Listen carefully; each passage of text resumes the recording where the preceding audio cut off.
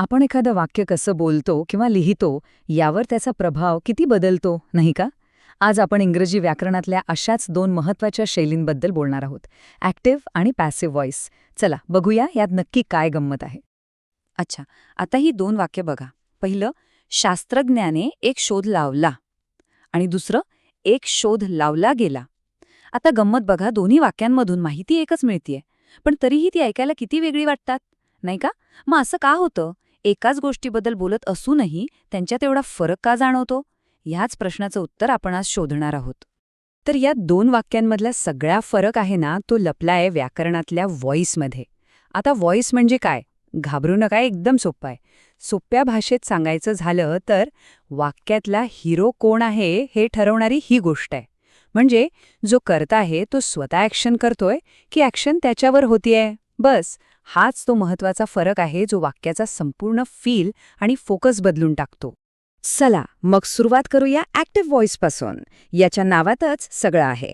Active voice म्हणजे एकदम थेट, डायरेक्ट, ॲक्शन पॅक्ड. इथे सगळा फोकस, सगळा स्पॉटलाईट असतो क्रिया करणाऱ्यावर. उदाहरणार्थ, रामाने एक पत्र लिहिले.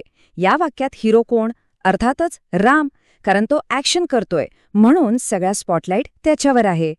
बरं, आता बघूया पॅसिव्ह व्हॉइस. आणि इथे सगळा खेळच पलटतो. फोकस डायरेक्ट कर्त्यावरून म्हणजे ॲक्शन करणाऱ्यावरून हटून थेट क्रियेवर किंवा तिच्या परिणामावर जातो. तेच उदाहरण घेऊया. रामकडून एक पत्र लिहिले गेले. आता इथे महत्वाचा राम नाहीये, तर ते पत्र आहे. पाहिलं का स्पॉटलाईट कसा शिफ्ट झाला? आता सगळं लक्ष त्या पत्रावर आहे. आता कदाचित असं वाटू शकतं की अरे बापरे, हे तर खूपच किचकट आहे. Active, passive, focus. पण थांबा. एक एकदम साधा, सरळ गोल्डन रूल आहे. हा एकच नियम पॅसिव्ह व्हॉइस ओळखायला आणि तयार करायला मदत करेल. असं समजा की या सगळ्या व्याकरणाच्या कुलुपाची ही एकच मास्टर की आहे. आणि हा आहे तो स्वर्ण नियम. पॅसिव्ह व्हॉइस म्हणजे काय? तर बी क्रियापदाचं कोणतंही रूप, म्हणजे is, am, are, was, were, been, आणि त्याच्यासोबत मुख्य क्रियापदाचं तिसरं रूप, ज्याला आपण V3 किंवा पास्ट पार्टिसिपल म्हणतो. बस एवढंच. हे सूत्र एकदम पक्क लक्षात ठेवा, कारण पॅसिव्ह व्हॉइसचा सगळा खेळ याच एका सूत्रावर चालतो. बी वर्ब प्लस V3. चला तर, आता खरा खेळ सुरू होतोय. ॲक्टिव्ह वाक्याला पॅसिव्हमध्ये बदलायचं कसं? खरं तर ही एक खूप मजेदार प्रक्रिया आहे. जणू काही आपण एका वाक्याला एका जादूच्या ट्रान्सफॉर्मेशन इंजिनमधूनच पास करत आहोत. बघूया तरी हे इंजिन नक्की काम कसं करतं. हे बघा, हे एकदम सोपं आहे. फक्त या 5 स्टेप्स फॉलो करायच्या.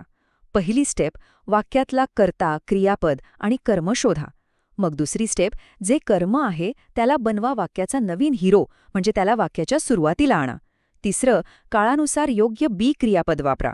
चौथं, जे मुख्य क्रियापद आहे त्याला त्याच्या तिसऱ्या रूपात म्हणजे V3 मध्ये बदला. आणि शेवटी 5वी स्टेप, गरज असेल तरच बाय वापरून मूळ कर्त्याला वाक्याच्या शेवटी जोडा. बस, झालं काम. हे सूत्र कोणत्याही वाक्याला लागू होतं. आणि सगळ्यात भारी गंमत काय माहिती आहे? आपला हा जो गोल्डन रूल आहे ना, तो वेगवेगळ्या काळांमध्ये सुद्धा अगदी तस्साच्या तस्सा लागू होतो. म्हणजे काळ प्रेझेंट असो, पास्ट असो किंवा फ्युचर, B+V3 हा फॉर्म्युला कधीच बदलत नाही.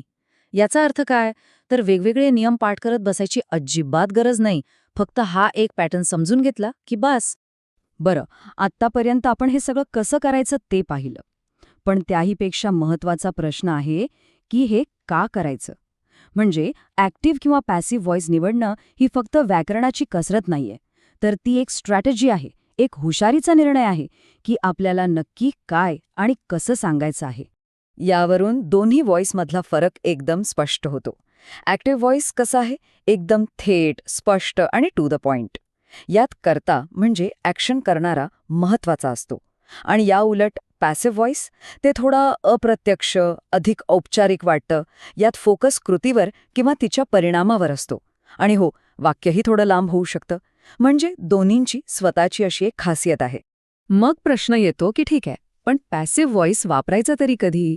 तर ऐका, याच्या काही खास जागा आहेत. एक, जेव्हा क्रिया कोणी केली हे माहीतच नसतं किंवा ते सांगणं महत्वाचं वाटत नाही तेव्हा. दुसरं, जेव्हा आपल्याला कर्त्यापेक्षा क्रियेवरच जास्त फोकस करायचा असतो. आणि म्हणूनच वैज्ञानिक लेखनात आणि सरकारी अहवालांमध्ये याचा इतका वापर केला जातो, कारण तिथे काय झालं हे कोणी केलं यापेक्षा जास्त महत्त्वाचं असतं. उदाहरणार्थ हे वाक्य बघा, प्रयोग यशस्वीरित्या पार पाडला गेला. आता इथे प्रयोग कोणत्या शास्त्रज्ञाने केला यापेक्षा तो यशस्वी झाला हे सांगणं जास्त महत्त्वाचं आहे. पाहिलं? यामुळे एक ऑब्जेक्टिव्ह म्हणजे वस्तुनिष्ठ आणि औपचारिक टोन तयार होतो, जो वैज्ञानिक लेखनासाठी एकदम परफेक्ट आहे. आणि ह्याच्या अगदी उलट, जेव्हा आपलं म्हणणं एकदम क्लिअर, स्पष्टपणे मांडायचं असेल, आपल्या लेखनात एक ऊर्जा, एक जोर आणायचा असेल किंवा एखादी जबाबदारी निश्चित करायची असेल, तेव्हा ॲक्टिव्ह व्हॉइस हाच आपला बेस्ट फ्रेंड आहे.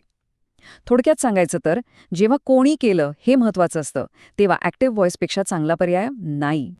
चला तर मग या सगळ्या चर्चेचा शेवट करूया. यातून आपण काय शिकलो? तर व्याकरण म्हणजे फक्त काहीतरी नियम नाहीत, ते एक टूल आहे. आपल्याला जे सांगायचं आहे ते प्रभावीपणे सांगण्यासाठी योग्य शब्दांची आणि शैलीची निवड करणं आहे. ॲक्टिव्ह किंवा पॅसिव्ह निवडणं म्हणजे आपल्या वाक्याचा स्पॉटलाईट नेमकं कुठे ठेवायचं आहे हे ठरवणं. तर पुढच्या वेळी काहीही लिहिताना किंवा बोलताना हा विचार नक्की करायला हवा. आपल्या वाक्याचा नायक कोण असणार आहे? ॲक्शन करणारा की स्वतः ती ॲक्शन? कारण आपण निवडलेल्या व्हॉइसवरूनच ठरेल की समोरच्याचं लक्ष कुठे जाईल. आणि हीच निवड आपल्या लेखनाला किंवा बोलण्याला खरी ताकद देते.